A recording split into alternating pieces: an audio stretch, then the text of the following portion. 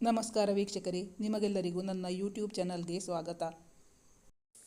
ತನುವು ನಿನ್ನದು ಮನವು ನಿನ್ನದು ಭಾಗ 41. ಈಶಾನ್ ಅವಳ ಸೊಂಟದ ಸುತ್ತ ಕೈ ಹಾಕಿ ತನ್ನ ಬಳಿಗೆ ಎಳೆದುಕೊಂಡು, ನಂಗೆ ಆ ಫೀಸ್ ಬೇಡ, ಈ ಫೀಸ್ ಬೇಕು. ಅವಳ ಮುಖದತ್ತ ಬಾಗಿ ಅವಳ ಕಿವಿಯಲ್ಲಿ ಪಿಸುದನಿಯಲ್ಲಿ ಉಸಿರಿದ, ಆಯ್ತು ಮೇಡಮ್, ನೀವು ಕೇಳಿದ್ದಕ್ಕೆ ಮೊದಲು ನಾನು ಫೀಸ್ ಕೊಡ್ತೀನಿ, ಆಮೇಲೆ ನೀವು ಕೊಡಿ.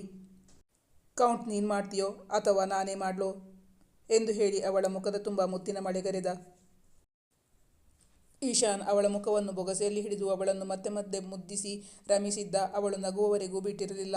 ಅವಳು ನಕ್ಕು ಸೀರೆ ಬದಲಿಸಲು ಹೊರಟಾಗ ಅವಳನ್ನು ತನ್ನೆಡೆಗೆ ಎಳೆದುಕೊಂಡು ದೀಪ ಆರಿಸಿದ್ದ ಈಶಾನ್. ಇಶು, ನಾನಿನ್ನ ಡ್ರೆಸ್ ಚೇಂಜ್ ಮಾಡಿಲ್ಲ. ಆದರೆ ಅವಳನ್ನು ತನ್ನೆಡೆಗೆ ಎಳೆದುಕೊಂಡಿದ್ದ ಈಶಾನ್ ಅವಳನ್ನು ಬಿಡದೆ ಹೇಳಿದ, ನಾಟ್ ನೆಸೆಸರಿ. ಈ ಸಾರಿಯಲ್ಲಿ ನೀನು ಅದೆಷ್ಟು ಮುದ್ದಾಗಿ ಕಾಣಿಸ್ತೀಯಾ ಅಂದರೆ. ಬೆಳಿಗ್ಗೆನೇ ಹೇಳಬೇಕು ಅಂದ್ಕೊಂಡಿದ್ದೆ, ಆದರೆ ಆಗಲಿಲ್ಲ. ಈಗ ಹೇಳ್ತೀನಿ, ಬರೀ ಬಾಯಲ್ಲೆಲ್ಲ ತೋರಿಸ್ತೀನಿ ಇರು. ಅವನು ಅವಳತ್ತ ಕೈ ಚಾಚಿದಾಗ ಅವನ ಕೈಗೆ ಸಿಗದೆ ತಪ್ಪಿಸಿಕೊಂಡಳು ದಿಯಾ. ದಿಯಾ, ನೀನು ತುಂಬ ಅರಸಿಕಳು. ನಿನ್ನ ಗಂಡ ಹೀಗೆ ಮುದ್ದುಗರಿತಾ ಇದ್ರೆ ಕೈಗೆ ಸಿಗದೆ ಓಡಿ ಹೋಗ್ತಾ ಇದ್ಯಲ್ಲ. ಪ್ಲೀಸ್ ಹತ್ರ ಬಾ ಚಿನ್ನ, ನಿನ್ನ ಹತ್ರ ಒಂದು ಗುಟ್ಟು ಹೇಳಬೇಕಾಗಿತ್ತು ಎಂದವನು ಹೇಳಿದಾಗ ಅವನತ್ತ ಅಚ್ಚರಿಯ ನೋಟ ಬೀರಿ ಬಳಿಕ ಅತ್ತಿತ್ತ ನೋಡಿದ್ದಳು. ತಮ್ಮ ಮಾತನ್ನು ಕದ್ದು ಕೇಳಿಸಿಕೊಳ್ಳಲು ಇಲ್ಲಿ ಯಾರೂ ಇಲ್ಲ. ಮತ್ತೆ ಇವನಿಗೆ ಗುಟ್ಟು ಹೇಳುವ ಅವಶ್ಯಕತೆಯಾದರೂ ಏನು? ಇಲ್ಲಿ ಯಾರೂ ಇಲ್ಲ, ನೀನು ಅಲ್ಲಿಂದಲೇ ಹೇಳಬಹುದು, ನನಗೆ ಕಿವಿ ಸರಿಯಾಗಿ ಕೇಳಿಸುತ್ತೆ ಎಂದು ಹೇಳಿದಾಗ ಅವನೇ ಅವಳತ್ತ ಬಂದು ಹರಡಿಕೊಂಡಿದ್ದ ಅವಳ ಕೂದಲ ಮೇಲೆ ಮೃದುವಾಗಿ ಕೈಯಾಡಿಸುತ್ತಾ ಹೇಳಿದ, ದಿಯಾ, ನೀನು ಇಷ್ಟು ಕಂಜೂಸ್ ಅಂತ ನನಗೆ ಗೊತ್ತೇ ಇರಲಿಲ್ವೇ. ಅವನ ಪ್ರಶ್ನೆ ಕೇಳಿ ಆಶ್ಚರ್ಯದಿಂದ ಕಣ್ಣರಳಿಸುತ್ತಾ ಅವನನ್ನೇ ನೋಡುತ್ತಾ ಹೇಳಿದಳು, ನಾನು ಕಂಜೂಸ? ಯಾವ ವಿಷಯದಲ್ಲಿ? ನನಗೆ ಅರ್ಥನೇ ಆಗ್ತಿಲ್ಲ. ಯಾವ ವಿಷಯದಲ್ಲಿ ನಾನು ಬುದ್ಧು ಅಂತ ಅಂದ್ಕೊಂಡ್ರೂ ಪರವಾಗಿಲ್ಲ. ಬಿಡಿಸಿ ಹೇಳು ಇಶು, ಆಗ ಅರ್ಥ ಆಗುತ್ತೆ. ಚಿನ್ನ, ನೀನಾಗಿ ನನ್ನ ಫೀಸ್ ಕೊಡ್ತೀಯೇನೋ ಅಂತ ಇಷ್ಟು ಹೊತ್ತು ಕಾದೆ, ಏನೂ ಸಿಕ್ಕಿಲ್ಲ. ಈಗ ಮರ್ಯಾದೆ ಬಿಟ್ಟು ನಿನ್ನ ಹತ್ರ ಕೇಳ್ತಾ ಇದ್ದೀನಿ, ನನ್ನ ಫೀಸು ಮೊದಲು ನನಗೆ ಕೊಟ್ಬಿಡು. ಇವತ್ತು ನಾನು ನಿನ್ನ ಕೆಲಸ ಮಾಡಿದ್ದಕ್ಕೆ ನನಗೆ ಫೀಸೇ ಕೊಟ್ಟಿಲ್ಲ. ಈಶಾನ್ ದಿಯಾ ಬಳಿ ಹೇಳಿದ. ದಿಯಾ, ಇವತ್ತು ನಿನಗೋಸ್ಕರ ನಾನು ನಿನ್ನ ಜೊತೆ ನೀನು ಹೇಳಿದಲ್ಲೆಲ್ಲ ಕರ್ಕೊಂಡು ಹೋಗಿದ್ನಲ್ಲ, ನಿನ್ನ ಡ್ರೈವರ್ ಕೆಲಸ ಮಾಡಿದ್ದೀನಿ, ಅದಕ್ಕೆ ಫೀಸ್ ಕೊಡಬೇಕು. ಅವನಿಂದು ಅವಳು ಹೇಳಿದಲ್ಲೆಲ್ಲ ಕಾರು ಓಡಿಸುತ್ತಾ ಹೋಗಿದ್ದ ಡ್ರೈವರ್ ಕೆಲಸ ಮಾಡಿದ್ದನಲ್ಲ, ಅದಕ್ಕೆ ಫೀಸ್ ಕೇಳುತ್ತಿದ್ದಾನೆ ಈಶಾನ್. ಓ, ಅದಾ ವಿಷಯ. ನಾನೇನೋ ಗಂಡ ಹೆಂಡತಿ ಮಧ್ಯೆ ಇಂಥ ವ್ಯವಹಾರ ಏನೂ ಇಲ್ಲ ಅಂತ ಅಂದ್ಕೊಂಡಿದ್ದೆ. ನೀನಾಗಿ ಕೇಳ್ತೀಯಾ ಅಂದರೆ ಕೊಡದೇ ಇದ್ದರೆ ನನಗೆ ಮರ್ಯಾದೆನೇ ಇಲ್ಲ. ಇರು, ಈಗಲೇ ನಿನ್ನ ಫೀಸು ಕೊಟ್ಬಿಡ್ತೀನಿ ಎಂದು ಹೇಳುತ್ತಾ ಅವನಿಂದ ದೂರ ಸರಿದು ತನ್ನ ಪರ್ಸ್ ತೆಗೆದುಕೊಂಡು ಬಂದು, ಎಷ್ಟು ಅಂತ ಹೇಳು, ಪೆಟ್ರೋಲ್ ಚಾರ್ಜ್ ಕೊಟ್ಟರೆ ಸಾಕಾ ಎಂದು ಹೇಳುತ್ತಾ 500 ರೂಪಾಯಿಯ ಒಂದು ನೋಟನ್ನು ಅವನ ಮುಂದೆ ಚಾಚಿದಳು ದಿಯಾ. ತಗೋ, ನಿನ್ನ ಫೀಸು ಇಲ್ಲಿಗೆ ಚುಕ್ತಾ ಆಯಿತು ಅಂದ್ಕೊಂಡಿದ್ದೀನಿ. ದುಡ್ಡನ್ನು ಅವನತ್ತ ಚಾಚುತ್ತಾ ಹೇಳಿದಳು. ಇಶು, ನಾನು ನಿನ್ನ ಹಾಗೆ, ನಾನು ಕೂಡ ಬಿಸ್ನೆಸ್ ಫ್ಯಾಮಿಲಿಯಿಂದಾನೇ ಬಂದಿರುವವಳು. ನನಗೂ ದುಡ್ಡು ಲೆಕ್ಕ ಹಾಕೋಕೆ ಬರುತ್ತೆ. ನಿಂಗೆ ನೀನು ಮಾಡಿರೋ ಕೆಲಸದ್ದು ಫೀಸ್ ತಗೊಳ್ಳೋಕೆ ಮಾತ್ರ ನೆನಪಾಗೋದು. ನಾನು ನಿನ್ನ ಸೇವೆ ಮಾಡ್ತೀನಿ, ಅದಕ್ಕೂ ಬಡ್ಡಿ ಸಮೇತ ಫೀಸ್ ಕೊಡಬೇಕಾಗುತ್ತೆ. ತನ್ನ ಅರಳು ಕಣ್ಣುಗಳನ್ನು ಮತ್ತು ಅರಳಿಸುತ್ತಾ ಅವನತ್ತ ಕೊಂಕು ನೋಟ ಬೀರಿದಾಗ ಅವಳ ಚಾಚಿದ ಕೈಯಲ್ಲಿದ್ದ 500ರ ನೋಟು ಸಮೇತ ಅವಳ ಕೈ ಬೆರಳುಗಳನ್ನು ಮಡಚಿ ಆ ಕೈಗೆ ಸಿಹಿಯಾದ ಮುತ್ತಿಟ್ಟ ಈಶಾನ್. ಅದಕ್ಕೆ ಚಿನ್ನ ನಿನ್ನ ಅರಸಿಕಳು ಅಂತ ಹೇಳೋದು? ಸ್ವಲ್ಪ ರೊಮ್ಯಾಂಟಿಕ್ ಆಗಿ ಯೋಚನೆ ಮಾಡೋಕ್ಕೂ ಬರಲ್ವಲ್ಲ ನನ್ನ ಹುಡುಗಿಗೆ. ಈಶಾನ್ ಈಗ ಅವಳ ಸೊಂಟದ ಸುತ್ತ ಕೈ ಹಾಕಿ ತನ್ನ ಬಳಿಗೆ ಎಳೆದುಕೊಂಡು, ನನಗೆ ಆ ಫೀಸ್ ಬೇಡ, ಈ ಫೀಸ್ ಬೇಕು ಎಂದು ಹೇಳುತ್ತಾ ಅವಳ ಮುಖದತ್ತ ಬಾಗಿ ಅವಳ ಕಿವಿಯಲ್ಲಿ ಪಿಸುದನಿಯಲ್ಲಿ ಉಸಿರಿದ. ಅವನ ಬಿಸಿ ಉಸಿರು ತಗಲಿ ಅವಳ ಮುಖ ರಂಗೇರಿತು. ಆಯಿತು ಮೇಡಮ್, ನೀವು ಕೇಳಿದ್ದಕ್ಕೆ ಮೊದಲು ನಾನು ಫೀಸ್ ಕೊಡ್ತೀನಿ, ಆಮೇಲೆ ಬಡ್ಡಿ ಸೇರಿಸಿ ನೀವು ಹಿಂದಿರುಗಿಸಿ ಕೊಡಿ. ಕೌಂಟ್ ನೀನು ಮಾಡ್ತೀಯಾ ಅಥವಾ ನಾನೇ ಮಾಡ್ಲಾ ಎಂದು ಹೇಳುತ್ತಾ ಅವಳ ಮುಖದ ತುಂಬ ಮುತ್ತಿನ ಮಳೆಗರೆದ ಈಶಾನ್. ಪಾಪ ದಿಯಾ ಇಂದು ಇಡೀ ದಿನ ತುಂಬ ನೊಂದುಕೊಂಡಿದ್ದಳು. ಈಶಾನ್ಗೇಕೋ ಇಂದು ಅವಳನ್ನು ಎಷ್ಟು ಮುದ್ದಿಸಿದರೂ ಕಡಿಮೆ ಎನಿಸುತ್ತಿತ್ತು. ಪತ್ನಿಯಿಂದ ದೂರ ಸರಿಯುವ ಮನಸ್ಸೇ ಇರಲಿಲ್ಲ. ಇಶು, ನನಗೆ ಬಡ್ಡಿ ಸೇರಿಸಿ ಕೊಡೋಕೆ ಸಾಧ್ಯ ಇಲ್ಲ, ಈಗ ನನ್ನ ಬಿಟ್ಬಿಡು ಎಂದು ಅವಳು ಹೇಳಿದರೂ ಈಶಾನ್ ಅವಳನ್ನು ಬಿಡಲಿಲ್ಲ. ನಿನ್ನ ತುಂಬ ಸಬ್ಡ್ಯೂ ಮಾಡಬೇಕು ನಾನು, ಹಾಗೆಲ್ಲ ಸುಮ್ಮನೆ ಬಿಟ್ಬಿಡೋಕ್ಕಾಗಲ್ಲ. ಅವಳು ಅವನಿಂದ ಬಿಡಿಸಿಕೊಳ್ಳಲು ಎಷ್ಟು ಕೊಸರಾಡಿದರೂ ಬಿಡದೆ ಅವಳನ್ನು ವಶಪಡಿಸಿಕೊಂಡಿದ್ದ ಈಶಾನ್. ಅಂದು ರಾತ್ರಿ ಸುಖದ ಮುದ್ದಿನಲ್ಲಿ ಅವಳ ಮೈ ಮರೆಸಿದ್ದ. ಇನ್ಮುಂದೆ ಯಾವತ್ತೂ ನೀನು ಬೇಜಾರು ಮಾಡ್ಕೋಬಾರ್ದು, ಇವತ್ತು ಅತ್ತ ಹಾಗೆ ಹತ್ಕೊಂಡು ಕೂತ್ಕೋಬಾರ್ದು ಎಂದು ಈಶಾನ್ ಹೇಳಿದಾಗ ಮಿಂಚಿ ಹೋದ ಕಾರ್ಯಕ್ಕೆ ತಾನು ತಲೆ ಕೆಡಿಸಿಕೊಂಡು ದುಃಖಪಡುವುದರಲ್ಲಿ ಯಾವ ಅರ್ಥವೂ ಇಲ್ಲ ಎಂದು ದಿಯಾಗೂ ಮನವರಿಕೆಯಾಗಿತ್ತು. ಬೆಳಿಗ್ಗೆ ದಿಯಾ ಕಣ್ಣು ಬಿಟ್ಟಾಗ ಈಶಾನ್ ಕನಸಿನ ಲೋಕದಲ್ಲಿದ್ದ. ಅವಳಿಗೆ ಹಿಂದಿನ ದಿನ ರಾತ್ರಿ ನಡೆದಿದ್ದೆಲ್ಲ ಹೊಂಗನಸಿದಂತಾಗಿತ್ತು. ಅವನತ್ತ ನೋಡಿದಳು. ಹಿಂದಿನ ದಿನ ರಾತ್ರಿ ಅವಳನ್ನು ಪ್ರೀತಿಯ ಕಡಲಲ್ಲಿ ಮುಳುಗಿಸಿ ತನ್ನೆದೆಗಪ್ಪಿ ಮಲಗಿಸಿ ನಿದ್ದೆ ಮಾಡಿಸಿದ್ದ. ಈಗ ಪುಟ್ಟ ಮಗುವಿನಂತೆ ಮಲಗಿ ನಿದ್ರಿಸುತ್ತಿದ್ದಾನೆ ಇಶಾನ್. ಹೌದು, ಅವನು ತನಗೇನು ಕಡಿಮೆ ಮಾಡಿಲ್ಲ. ತಾನು ಅವನ ಇಂಗಿತವನ್ನು ಅರಿತು ಅವನ ಆಸೆಗಳನ್ನು ತೀರಿಸಬೇಕು. ಆಗ ಬದುಕು ಬಂಗಾರವಾಗುತ್ತದೆ. ಆ ಕಹಿ ಘಟನೆಯನ್ನು ಮರೆತು ಇಶುಗೆ ಹೊಂದಿಕೊಂಡು ಬದುಕಬೇಕು. ಇಲ್ಲದ್ದೆಲ್ಲ ಯೋಚನೆ ಮಾಡುತ್ತಾ ತಾನು ನೊಂದು ಮನೆಯವರಿಗೂ ನೋವು ಕೊಡಬಾರದು ಎಂದು ನಿರ್ಧರಿಸಿದಾಗ ಅವಳ ಮುಖದಲ್ಲಿ ಹೂನಗು ಅರಳಿತು. ದಿಯಾ ಮೆಲ್ಲನೆ ಅವನಿಗೆ ಎಚ್ಚರವಾಗದಂತೆ ಎದ್ದು ತನ್ನ ನಿತ್ಯ ಕರ್ಮಗಳನ್ನು ಮುಗಿಸಿ ಕೆಳಗಿಳಿದು ಬಂದಾಗ ದೇವರ ಪೂಜೆಗೆ ಅಣಿ ಮಾಡುತ್ತಿದ್ದ ಮಾಳವಿಕಾ ಅವರು ತಾವೇ ಎದ್ದು ಹೋಗಿ ಅವಳಿಗಾಗಿ ಕಾಫಿ ಬೆರೆಸಿ ತಂದಿದ್ದರು. ಇಂದು ಅಡುಗೆ ಯಾಕೆ ಬಂದಿರಲಿಲ್ಲ.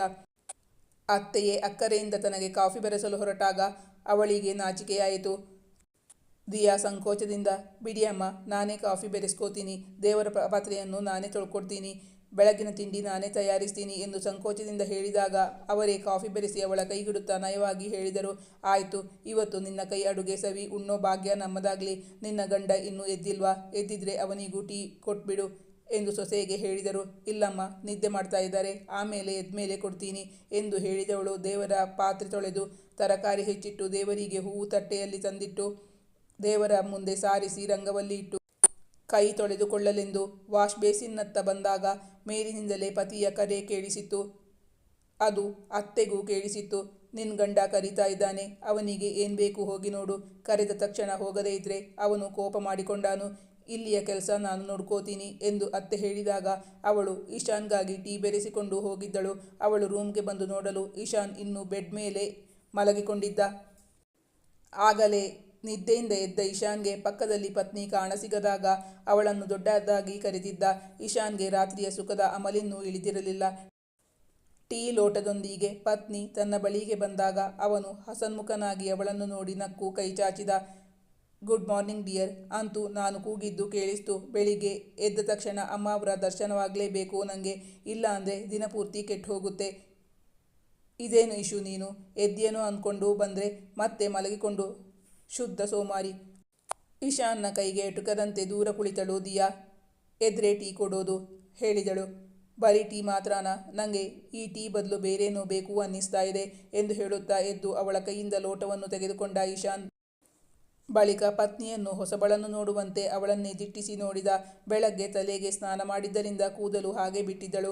ಅವನು ಮೃದುವಾಗಿ ಅವಳ ಹರಡಿಕೊಂಡಿದ್ದ ಕೂದಲಲ್ಲಿ ಕೈಯಾಡಿಸುತ್ತಾ ಹೇಳಿದ, ಅಮ್ಮಂಗೆ ಹೇಳಿದ್ದೀನಿ, ನಿಂಗೆ ಅಡುಗೆ ಕೆಲಸಕ್ಕೆ ಮನೆ ಕೆಲಸಕ್ಕೆ ಬೇಕಾದರೆ ಇನ್ನೂ 2 ಜನ ಕೆಲಸದವರನ್ನ ತಗೋ, ಆದರೆ ನನ್ನ ಹೆಂಡತಿ ತಂಟೆಗೆ ಬರಬೇಡ ಅಂತ. ಬೆಳಗ್ಗೆ ನಾನು ಆಫೀಸ್ಗೆ ಹೋಗೋ ತನಕನೂ ನೀನು ನನ್ನ ಪಕ್ಕದಲ್ಲಿ ಇರಬೇಕು. ಅದೇ ನಿನ್ನ ಡ್ಯೂಟಿ. ಅವಳು ಕಣ್ಣರಳಿಸಿ ನಸುನಗುತ್ತಾ, ಓ ಹಾಗೋ ಸಮಾಚಾರ ಎಂದು ಕೇಳಿದಾಗ ಇಶಾನ್ ಅವಳ ಕತ್ತಿನ ಸುತ್ತ ಕೈ ಹಾಕಿ ಅವಳ ಮುಖ ತನ್ನೆಡೆಗೆ ತಿರುಗಿಸಿಕೊಂಡನು. ಮೊದಲು ಯಾವ ಮಧು ಹೀರ್ಲಿ, ನಿನ್ನ ಕಣ್ಣಲ್ಲಿ ಕಾಣುವ ಮಧುವನ್ನ ಅಥವಾ ನಿನ್ನ ತುಟಿಯಲ್ಲಿ ಒಸರುವ ರಸಜೇನನ್ನ? ಅದು ಬೇಡ ಅಂದರೆ ನಿನ್ನ ಮೈಯಲ್ಲಿ ಅಡಗಿರುವ ಮಧುವನ್ನ ಹೀರ್ಲಾ ಎಂದು ಹೇಳಿದಾಗ ಅವನಿಂದ ಬಿಡಿಸಿಕೊಳ್ಳಲು ಯತ್ನಿಸಿದಳು. ಇಶು, ನೀನು ಹೀಗೆ ಹೊತ್ತು ಗೊತ್ತಿಲ್ಲದೆ ಲೈಫ್ನ ಎಂಜಾಯ್ ಮಾಡಬಾರ್ದು. ನಾವಿಬ್ರು ಸಂಸಾರ ಶುರು ಮಾಡಿ 1 ತಿಂಗಳು ಕಳೆಯಿತಷ್ಟೇ. ನೀನು ಆಮೇಲೆಗೆ ಅಂತ ಇನ್ನೇನು ಉಳಿಸಿಕೊಳ್ಳಲ್ವಾ ಎಂದು ಅವನ ಬಳಿ ಮುನಿಸಿಕೊಂಡು ಕೇಳಿದಾಗ ಇಶಾನ್ ಅವಳ ತುಟಿಗಳನ್ನು ಚುಂಬಿಸಿ ಹೇಳಿದ, ನಾಳೆ ಯೋಚನೆ ಇವತ್ತು ಯಾಕೆ ಚಿನ್ನ? ಮತ್ತೆ ಮುಗ್ದು ಹೋಗೋಕೆ ಅದು ಈ ಮಧು ಅಮೃತ ಕಲಶ ಯಾವತ್ತೂ ಬತ್ತಿ ಹೋಗಲ್ಲ. ಇಶಾನ್ ತನ್ನ ರಸಿಕತನವನ್ನು ಮುಂದುವರಿಸಿದ. ಅವಳೆಷ್ಟು ಕೊಸರಾಡಿದರೂ ಅವಳನ್ನು ತನ್ನ ಸನಿಹದಿಂದ ಬಿಡಲಿಲ್ಲ. ಲೈಫನ್ನು ಎಂಜಾಯ್ ಮಾಡೋದು ಹೇಗೆ ಅಂತ ನಿನ್ನಿಂದಲೇ ಕಲಿಬೇಕು. ದಿಯಾ ಹೇಳಿದಾಗ, ಸದ್ಯ ಈಗಲಾದರೂ ನನ್ನ ಸರಿಯಾಗಿ ಅರ್ಥ ಮಾಡ್ಕೊಂಡಿಯಲ್ಲ, ನಿನ್ನ ಮದುವೆ ಆಗಿದ್ದಕ್ಕೂ ಸಾರ್ಥಕ ಆಯಿತು ಎಂದು ಹೇಳಿ ನಕ್ಕ ಇಶಾನ್.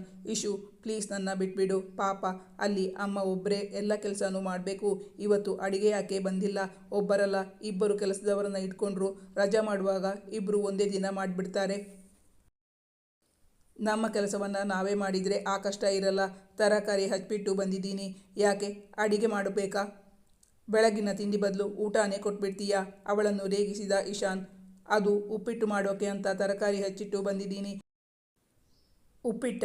ಅದು ನಾನು ತಿನ್ನಲ್ಲ, ನನಗೆ ಬೇಡ, ಮುಖ ಸಿಂಡರಿಸಿಕೊಂಡು ಹೇಳಿದ ಇಶಾನ್. ಅವನಿಗೆ ಉಪ್ಪಿಟ್ಟು ಎಂದರೆ ಆಗುತ್ತಿರಲಿಲ್ಲ. ಉಪ್ಪಿಟ್ಟು ಒಂದೇ ಅಲ್ಲ, ಕೇಸರಿಬಾತ್ ಕೂಡ ಮಾಡ್ತೀನಿ. ನೀನು ತಿಂದು ನೋಡದೆ ಚೆನ್ನಾಗಿರಲ್ಲ ಬೇಡ ಅಂತ ಯಾಕೆ ಹೇಳ್ತೀಯಾ? ನಾನು ಮಾಡಿರೋ ಉಪ್ಪಿಟ್ಟು ತಿಂದು ನೋಡು, ಆಮೇಲೆ ಬೇಕೋ ಬೇಡವೋ ಅಂತ ಹೇಳುವಿಯಂತೆ ಎಂದು ಹೇಳಿದ ದಿಯಾ ಅವನಿಗೆ ಕಚಗುಳಿಯಿಟ್ಟು ಅವನಿಂದ ಬಿಡಿಸಿಕೊಂಡು ಅಲ್ಲಿಂದ ಓಡಿ ಹೋದಳು. ನಗುತ್ತಾ ಅವಳು ಹೋದ ದಾರಿಯನ್ನೇ ನೋಡುತ್ತಾ ಬೆಡ್ನಿಂದ ಎದ್ದು ವಾಶ್ರೂಮ್ನತ್ತ ಹೊರಟ ಇಶಾನ್.